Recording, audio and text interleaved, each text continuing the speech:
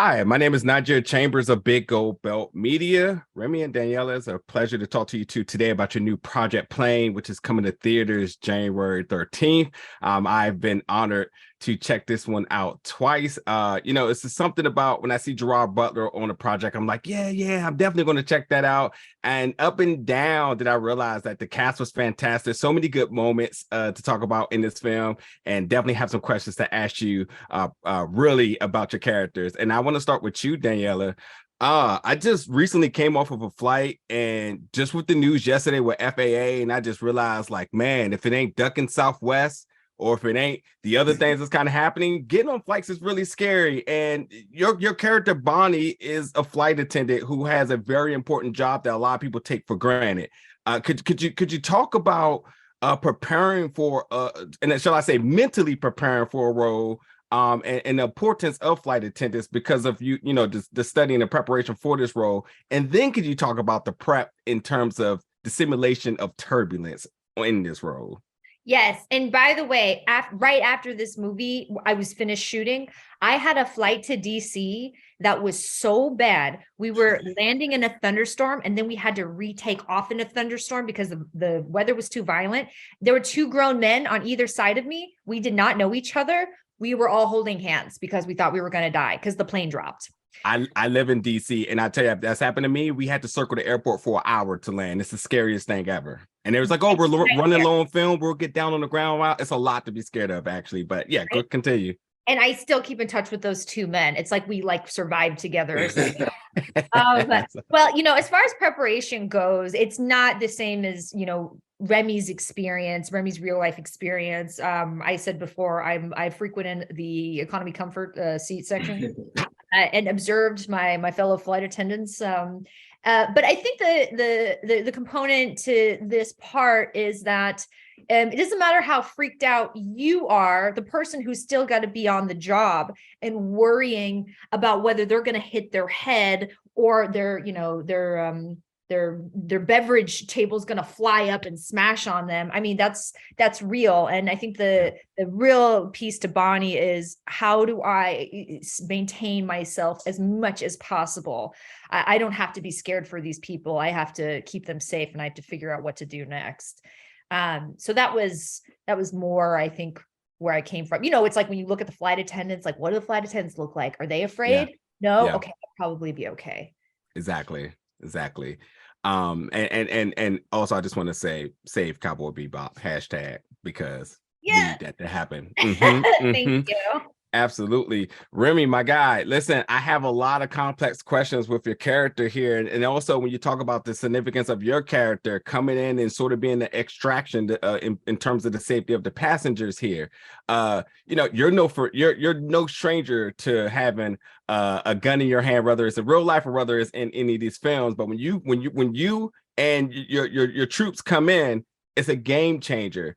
But I also think there's a lot still left on the table here that we're not talking about with your character. But could you talk about the excitement coming into this role? And if you can give a little bit of background about your character, Shellback, because I think there's more beneath the eye here.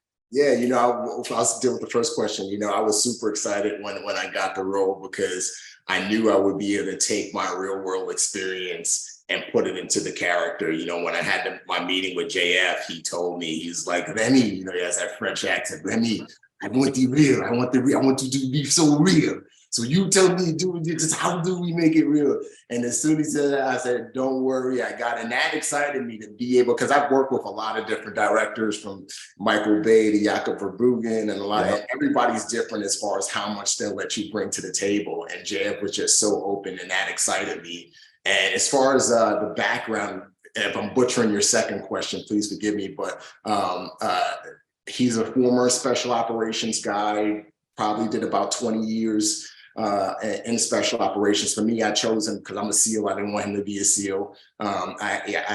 His background was, he was an Air Force Special Forces PJ guy who jumped in and did various missions just like this all over the world to rescue down pilots or other special forces operators trapped behind enemy lines. And after his time, he decided, I'm going to contract, because typically that's where the money is. I have a lot of guys done contracting work. I've done contracting work, but mainly on the nonprofit side, going down into South America, rescue kids trapped in human trafficking.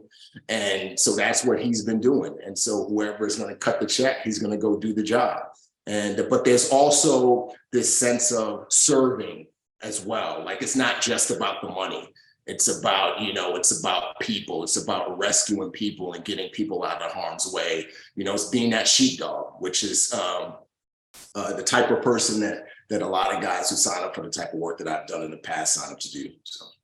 No, that's well said, and emphasis on if somebody cuts the check, he'll take the job here, because there's a particular moment in this film, and I'm not going to give you any spoilers, but I will say there's a particular moment that seemed to be like a level of acknowledgement with your character and Mike Coulter's character that left me thinking like, oh, there's more to be said here. Is there potential for more down the line? Because while, when the fans see it, they're going to know exactly what I'm talking about. But while you seem like there's a resolve happening here, there actually seems to be maybe more story to be told, maybe a beginning of things here. It's so funny you bring it up. I was talking to one of the producers about that the other night. He was, and there is a lot more left on the table. Plus, I got to get my money back. So we got to figure out how to make that happen. That's what I wanted. That's what I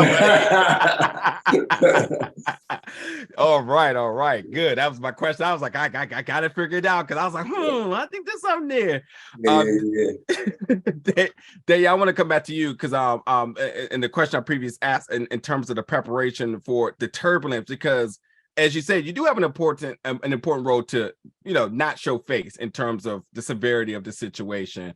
But I felt like I was watching a 4DX movie when I was watching this, and again, just coming off of a flight, just understanding the level of what mild turbulence is, and then what you all had to endure. How did you, what was the behind the scenes in terms of the filming to really bring in those emotions to life so that the viewers felt like they were actually a passenger in the seat as well? Well, for me, I hate turbulence. I hate it. I want nothing to do with it. Sometimes I'll just be in bed and I'll think, thank you, God, that I'm not on a plane right now. I mean, I'm not kidding. Sometimes I have those thoughts. I can't stand it. So yeah. I think if I was playing one of the passengers, I'd just play myself. But I was not there to play myself. I was pretty much there to play the exact opposite of me. And what was really effective was that they had the front half of a plane that was on a gimbal in a studio. And the gimbal would move, and sometimes it would thrash. And actually, there is a moment that is real that they kept in the movie where Gerard hits his head. And the weird thing was that, yes, he was supposed to hit his head, but the gimbal was so hard, Jerry really hit his head, and he was really bleeding. So that moment where he hits himself, that was real. Wow. But I'll tell you, as an actor, I'm sure he loved it, and I know I loved it. It makes your job so much easier. It's not really a lot of acting because that machine is moving like crazy. So, yes, you're imagining things, but you're also on a gimbal that's going crazy. And also, thank God for the French. I loved working with this director. I loved the French people who were in the crew, because it's all about, it has to be real. It has to be real. It has to be real. And that it sells the movie. Yeah.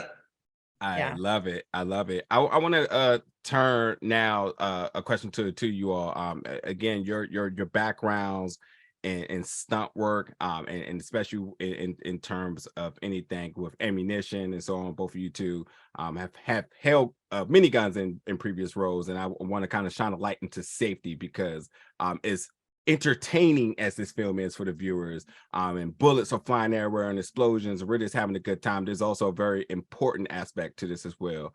So could you talk a little bit about and again, because of the two of you all and the experience you two have, what is it like filming with that much experience and the emphasis on safety upon filming these action scenes? Yeah, there was a lot of emphasis on safety. As a matter of fact, one that I had constant briefs with the armorer, me and the other guys, every time we were shooting weapons. And, we treated every prop weapon as if it was a real weapon. What do I mean by that? We always kept our fingers straight off the trigger unless we were actually shooting. We always checked our mags over and over again. My platoon chief, he was in my head my first platoon, because he would always say before we go on a mission, check, and recheck. So I was always checking the mags to make sure that there were real blanks in the magazines. And then also, even when we were shooting, you know, if somebody was right in front of me, I would shoot off to the side, you know, because if a rock or a piece of debris gets into the barrel, you know, that becomes a projectile, even with a blank inside of it, because the gas and pressure will push that out. So I treated every weapon, and all the other guys, because of their experience with weaponry and having been in the military, it was the same. They treated the weapon as if it was a live weapon. And for the guys who didn't have a lot of experience, the stunt guys and other guys who probably never picked up a gun before, we made sure to bring that our level of expertise to them and train them and talk to them and hey, let me check your mag. Hey, let me do this. And so everybody was being a leader on set as it relates to the weaponry, to make sure that everyone was safe. But the armor was very safe. And then obviously JF and the producers, they were on top of it. So it was a completely safe environment. Mm-hmm. Yeah, just seconding what you said. I love to hear it. Listen, for my final question here, and I'll be completely blunt. January is really not known for good films. They're usually just kind of throwaway films, and what a surprise here. This was fantastic, and I want to turn around to you two to tell folks, why is this a must-watch? My review is out, so y'all already know why I think it's a must-watch, but I would love to hear from you two. Why do you say to the fans, this is a must-watch film? Forget the stereotypes of what January films do. This is one you need to be in theaters to check out, January 13th. Well, I'll say this. If a studio puts out a movie in a month, like the Tuesday, right? The Tuesday of the week, they're making a bet, and they're like, this is so good, doesn't even matter. It's going to do well in theaters, because that's how kick-ass the movie is. And it's Jerry. You can release that movie on whatever. People are going to go see the theater. He's got it. His track record's too good. So I think the January release is a testament to how solid the movie is. It's just solid. It tested really well. The reviews are fantastic. So yeah, and also it's, I don't know, I love it, because yes, January is not really a month you run to the theater, but it just seems like we're going to give some people something that they weren't going to have. So, and just to add to that, you know, this is a very, very unique film in the sense that it's, for the first time in a long time, and again, this is my opinion, but for the first time in a long time, this is a film that has a healthy balance of action and heart. You get a lot of action films. I'm an action film connoisseur. I mean, I love action films, right? But you do get a lot of action films, especially lately, that's just empty calories, right? It's just shoot, shoot, bang, bang, shoot, shoot, bang, bang, right? This film has the action, but it has the emotion. It has the story arc. It has the characters that you want to fall in love with and want to follow, and the characters that you want to see win, but also the characters, the bad guys specifically, who you want to see get put down, right?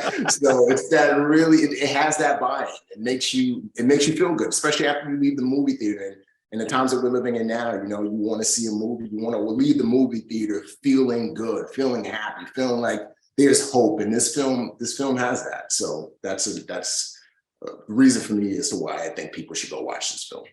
Absolutely, absolutely, folks. You get the opportunity to check out Plane January 13th in theaters. It is absolutely a must watch. We're going to change the culture here, because yes, this is one, regardless of the month, you totally go out and check it out. Remi and Daniella, it's a pleasure to talk to you two today. Hopefully we get a chance to talk again very soon. Thank you. Thank you. Good talking to you. Thank you.